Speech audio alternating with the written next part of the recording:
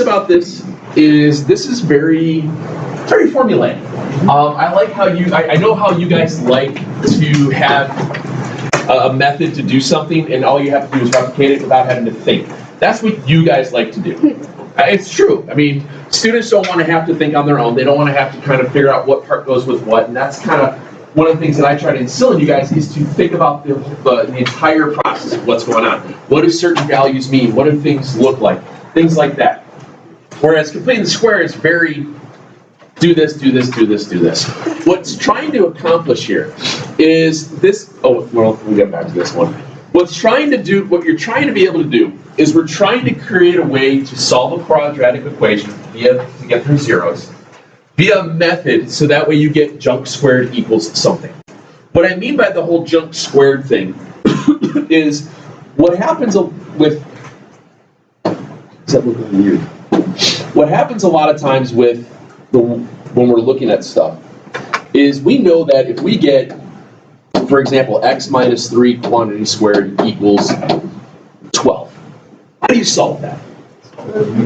You square root it. I can square root this now because there's nothing else besides the squared part, correct? Yes.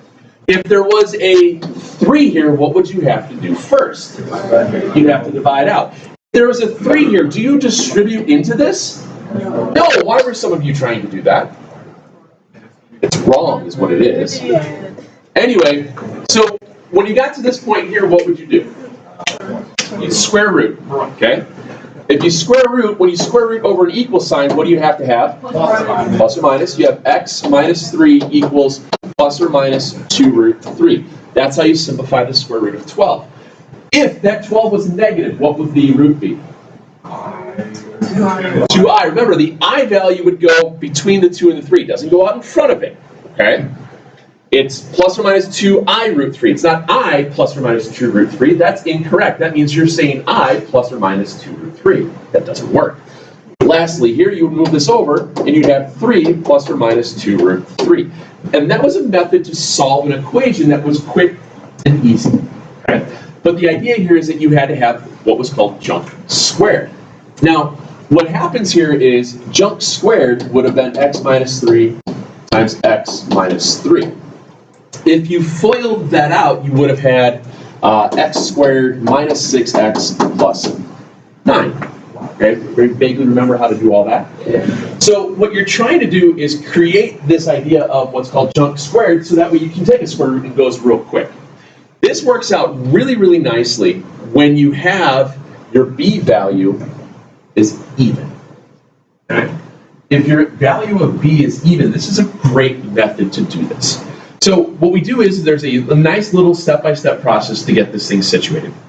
When we want to figure out this whole idea of completing the square to create this, first thing we're going to do, let's move around here.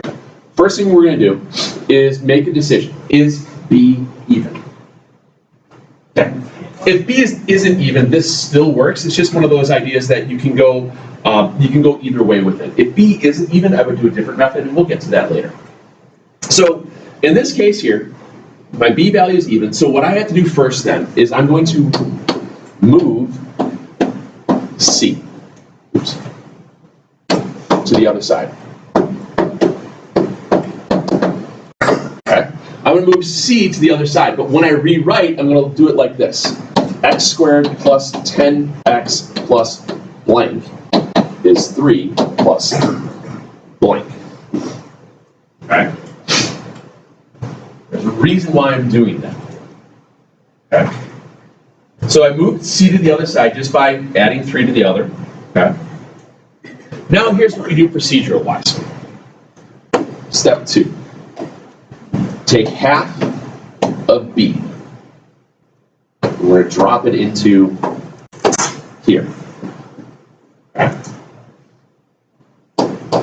What's half of positive 10? Positive 5. Now I'm saying positive 10 because I know this is going to be positive 5. If it was negative 10, I would write negative 5. Everybody with me so far? Okay. So I take half of b, I drop it into the parentheses. Okay. Step 3, bless you, I'm going to square this. So I square the 5. So I square that 5 and I bring it back up to here. It looks a little weird with these arrows, but as we start to piece through it, it flows. So I square the 5. When you square 5, what do you get? 25, good. So I'm going to add 25 to both sides. Because remember, equations stay balanced when you add the same thing to both sides. Okay? So in essence, what I've done here is now I've created junk squared. Okay? I created junk squared by taking half of b and squaring it and adding it to both sides. That's how you create a perfect square. Okay? Now, step 4 is basically just rewriting what you have. X plus 5 quantity squared equal 28. And I got the 28 from the 3 plus 25. And now what do you do? Square it. That's where it came. That's where it went from. I square root it, and now I solve. So if I square root both sides here, I get x plus 5 equals plus or minus square root of 28. Is there a perfect square that's hiding in 28? Yeah. What is it? 4. 4. So when you simplify square root of 28, what do you get? 2 root 7. 2 root 7. Good. When I move that 5, what do I move it over as? Yep. Good. So I get negative 5 plus or minus 2 root 7. You're done. Because if you go back and look at what we started with what was it, x plus 10 minus, x squared plus 10x minus 3. Basically, that meant what times what was negative, bless you, what times what was negative 3, bless you, that got you positive 10. Nothing. But yet there was something, because we just made it. Okay? Not terrible? It's pretty straightforward. So that one.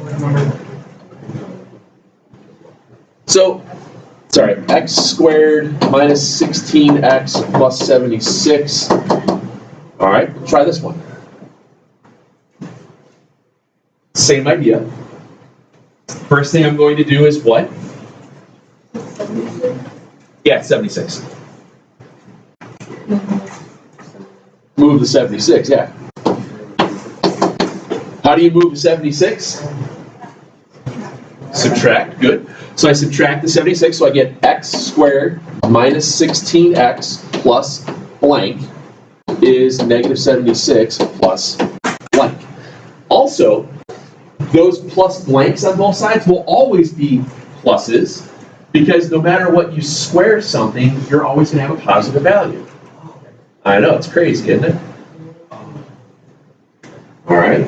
Now, we take half of b. What's half of negative 16? Positive negative 8. So that drops into my parentheses, x minus 8. So it drops here. I square it. 8 squared is, that goes back up top here and here. What's negative 76 plus 64? Negative 12. Gee, now what do you do? Square root it. Okay. Now you square root it. Okay. What's the square root of negative 12? Plus or minus 2i root 3. That's good, that's fine. Oh. And then what do I do with the 8? How do I move it? You add. So your final answer would look like x equals 8 plus or minus 2i root 3. What's that? This is, I don't know, no, I didn't understand. It's, in essence, it is kind of making a more equation, but it's taking something that's not factorable to make it solvable. If you look at it that way. Because there's two other methods that we haven't talked about in terms of solving things. One of them is between the square and the other one is quadratic formula. Yes, ma'am? Fine, be that way. Trying to be nice and say, I thought you had a question.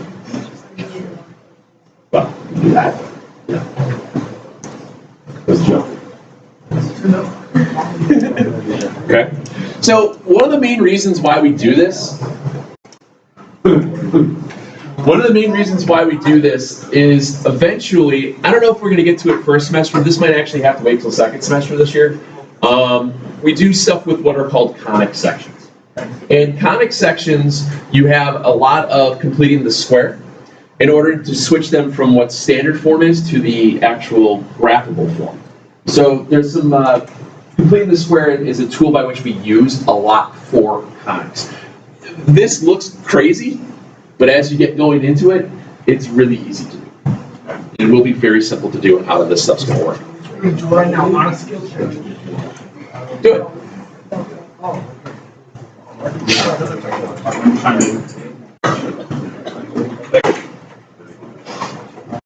Try that one real fast, please. I have a question. What's up? What is this X?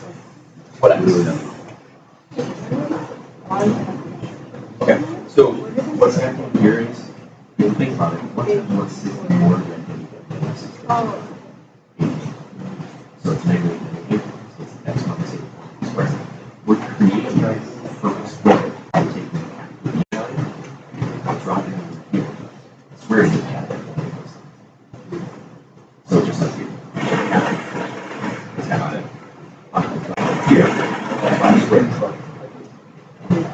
So, oh, remember, what you're doing here is, if you think about in terms of that, way you factor what's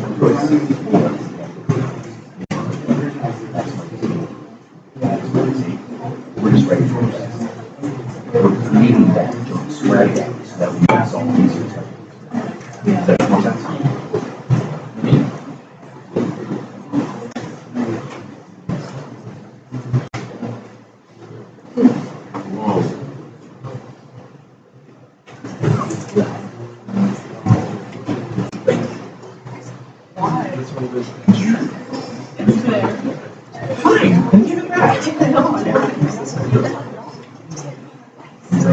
Try to be nice and give you an eraser, because I noticed you needed an eraser. And then you just say, "Mine." You ever heard the adage, don't look the gift horse in the mouth? Be thankful for what you get. you know what that's the same? No, actually I don't. What? Tell horses age by Oh, really? I didn't know that. it's basically like you're looking at how the horses to see if you're really happy about it. What did you get? Huh. All right. I'm not wrong. Very good. All right, what's your first step? I didn't know that. Subtract 1, okay? X squared plus 4x plus blank is negative 1 plus blank. Okay? Now what do you do? Half of 4 is 2. Goes to here, x plus 2. I square that. What's 2 squared? 4. Put it here and here. Now what does it equal? 3. Okay? Now what? Square root. X plus 2 is plus or minus root 3. Last but not least,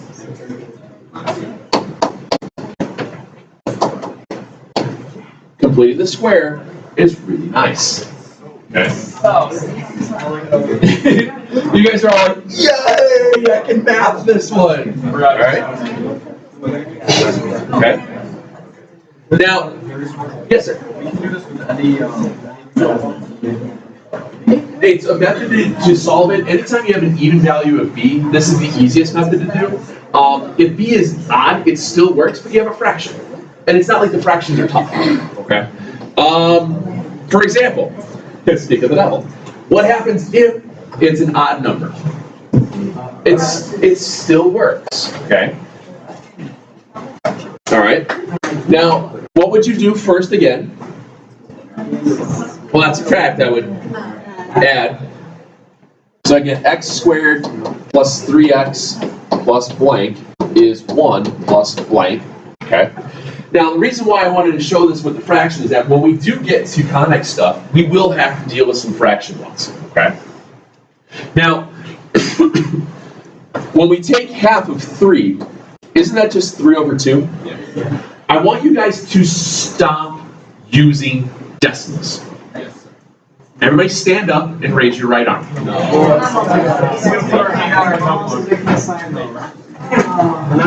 Stand up. This is real, ladies and gentlemen. It's important to hand on your calculator. I state your name. Perfect.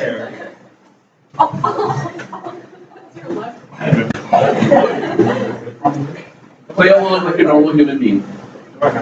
You guys were all supposed to say that. Yes. You don't have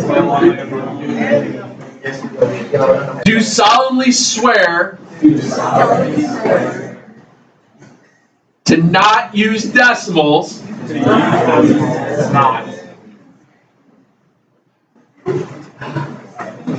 Sit down.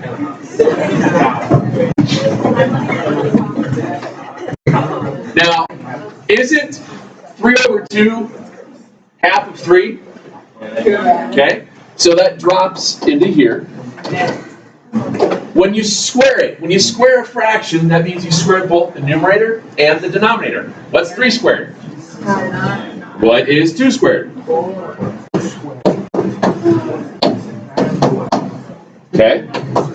Now, 1 is the same thing as 4/4, correct? Okay. What's 4/4 plus 9/4? Okay. Also, one of the things I want you guys to stop doing, slashy fractions. Because you forget that you have to square root the denominator every time you do a slashy fraction. More often than not. You have to trust me that slashy fractions will not work. They're not going to be clean as we go further along. Okay? You have to believe me on this.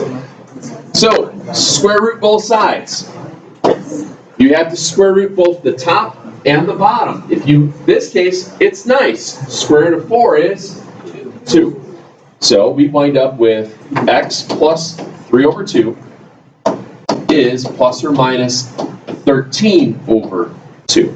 Oh, sorry, square root 13/2. Okay? How do I move that 3/2 then? Subtract it. So you get x is negative 3/2 plus or minus the square root of 13/2. And you're done. Okay? Yes, sir.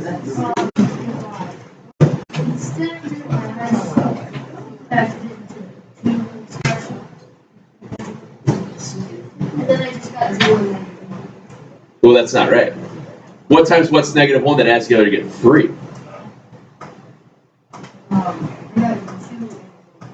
Well, 2 times 1 would be 2, wouldn't it? Not -1? Okay. Okay. Oh, I see what you're doing. Then you factored this out instead of equal to the 1. See, that's not mathing the right way. It doesn't work. Okay. And it's a good way to think about it because what you were doing is this: your x squared plus 3x is 1. Then if you did this, if you set those both equal to 1, it doesn't give you the values of zeros because those aren't zeros; those are values of 1. Okay. Does that make sense? We're trying to solve for the 0, not a 1. Alright. So again, like I said, doing odd number stuff, it isn't terrible to work with. You will see this as we get going into it, but it's not awful. Okay? There is a tricky part when you have the first term that isn't 1. Notice all the ones we've done so far had an a value of 1. Excuse me. Yeah. So all you really have to do is just divide out by whatever the a value is. Okay? They might not be clean through all 3 values, but what you're going to do is always divide out by a. Always divide by a whenever you're going to complete the square first. Okay? So even if this was a 10, then you have 10/3 for a c value. Okay? Always divide by a before you complete the square. So if I divide out by a, it means you divide everything by a.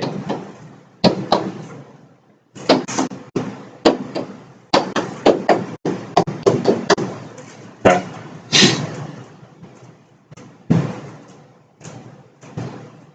And going from there, first thing you're going to wind up doing is what? Subtract the 4, good. So here. So x squared minus 2x plus blank equals negative 4 plus blank. Now what? Half of negative 2 is negative 1. That drops into my parentheses. I square the negative 1 and I get 1. And I add the 1 to both sides. And I get negative 3. Okay. From there, now I just square root both sides. And I have x minus 1 is plus or minus square root of negative 3. Square root of negative 3 is root 3. So we get x is 1 plus or minus I root 3. Ladies and gentlemen, please make sure your I value is in front of the square root symbol. It does not go anywhere else. Okay? I've never written it anywhere else, nor should you. All right? Super exciting, isn't it?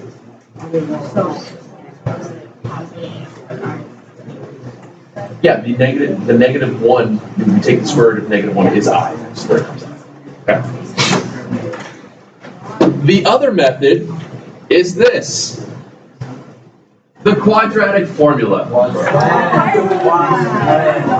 Okay. Every single one of you has done this. Every single. Oh, that's tomorrow. I know I might just do it. We'll do parts of it today and tomorrow.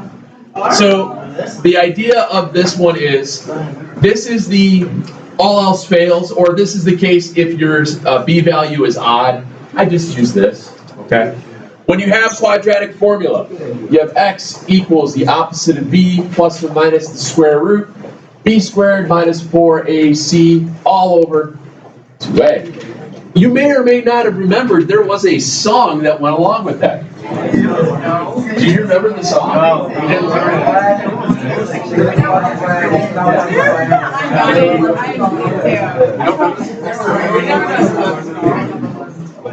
I do not know. This is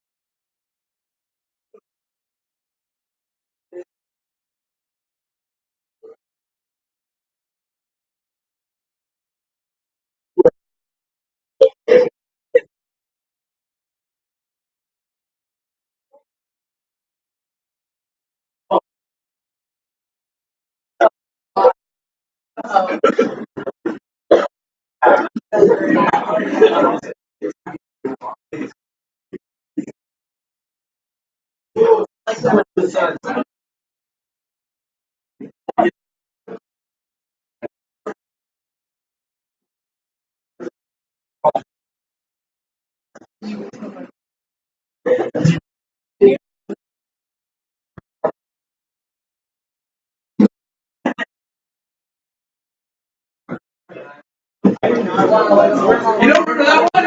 Like the death and destruction of man, you know? Wow, that's always fun when you see them just get slammed in the head. So, guess what I wouldn't you? It's one of those things. Anyway, one of the things that I have done, oh, geez, 10, 12 years in a row, I always allow kids to make their own video. If you guys do want to make a video on this one, it would be due, I don't know. It doesn't matter. I mean, fine, then I won't do it if you guys are on point grabbing. So anyway, so let's just use point. No, seriously, I give you guys an opportunity to do something. All you want to know is how much is it worth my time? Yes, it's worth your time. If you want to do it, it's totally up to you. Okay. I was just going through all of that before you guys started jumping down my throats here. You know, I usually try to do it over, so we at least have one weekend. Let's just say anything you guys do has to be emailed to me before school next Friday. Okay? Email, post a link from YouTube, and then let's do it that way. Groups no more than 4. Okay? And go from there. All right, but yeah, and you guys can use people in the other classes too. It's fine. It's not a big deal. We try to schedule out a day so we can watch these and embarrass each other watching them because it's quite fun. If we wind up with time that Friday, we'll pull up a couple of them real quick. If you get that done earlier, by all means, just shoot me the link, just email it to me, and then we'll see you there. Please make it school appropriate. And then point values will be decided at a later date. I'll just leave it with that. Anyway, so the idea here for using quadratic formula, and I know that all of you guys have done this as well. It's not a difficult scenario to set up and work with. It's just a matter of making sure you have your A, B's, and C values set up correctly. Okay. So this first one here, I have 2x squared plus x is 5.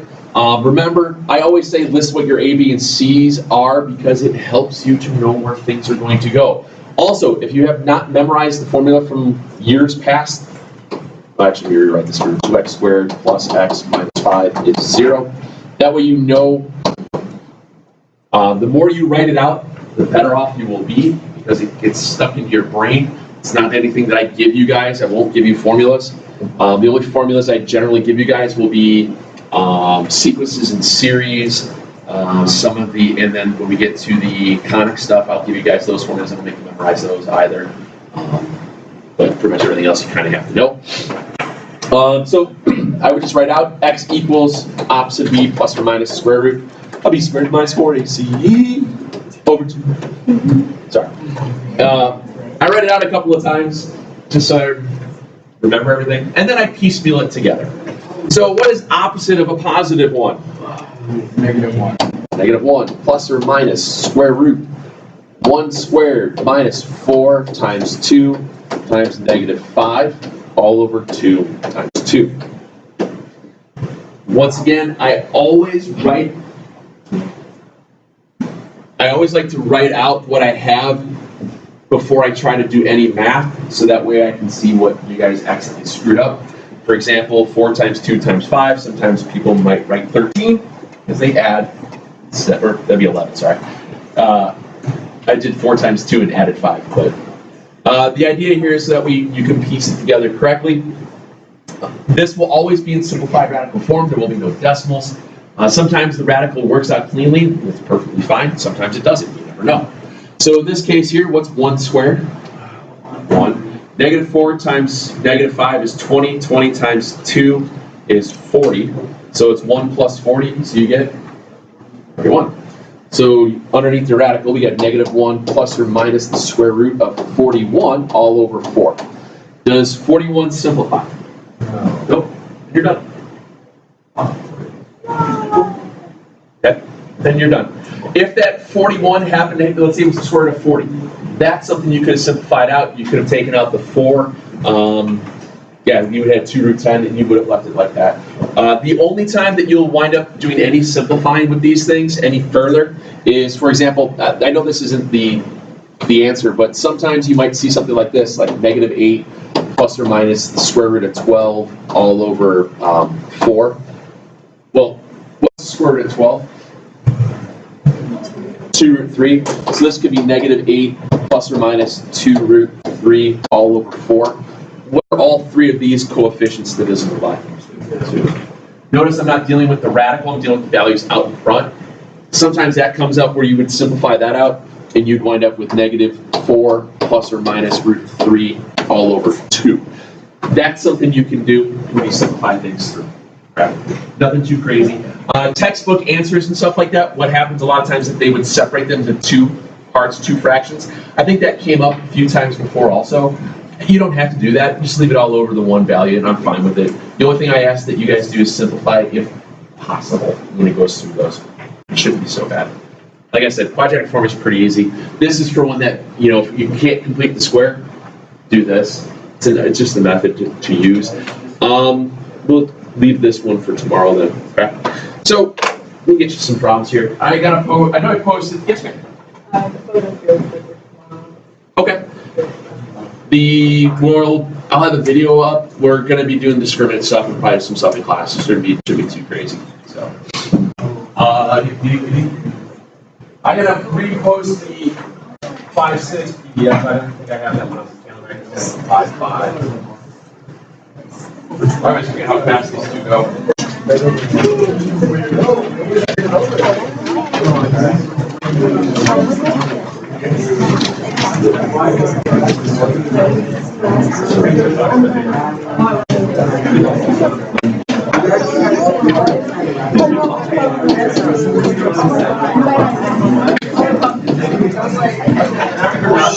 Ladies and gentlemen, let's do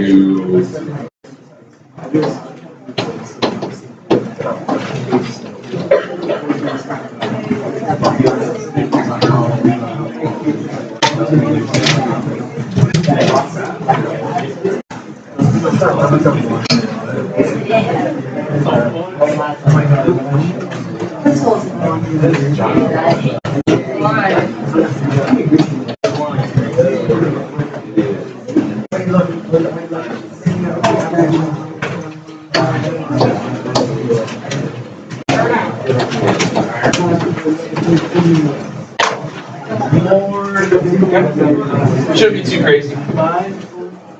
Remember, check your answers, things like that. I don't think they turned Slater back on yet for you guys on the laptops, but you just have to use your phone because they don't realize that you can do that on a different device.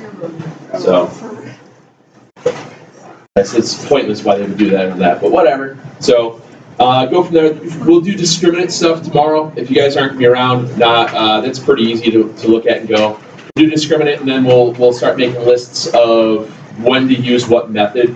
Why is one method easier than another by looking at a specific equation. So that's kind of what we'll work at tomorrow. Wednesday, we're going to do some quadratic modeling, which is a couple of different ways to write out quadratics given specific values. Thursday, we'll work all that together again. I should have a review sheet ready. Hopefully by Wednesday, Thursday, we'll be able to, or probably even tomorrow, maybe tomorrow, depending on if we get everybody quizzed out. We'll get those quizzes back because there's some stuff I want to discuss on those. And then my best guess is that we'll be testing next Tuesday. Okay, and it'll be calculator, non-calculator, and I'll have to be all in the same day because we don't have time to split between 2. We have school Monday, yeah. It's Sycamore doesn't have school on Monday. They you know how we have Columbus Day? They take the Monday after Pumpkin Fest.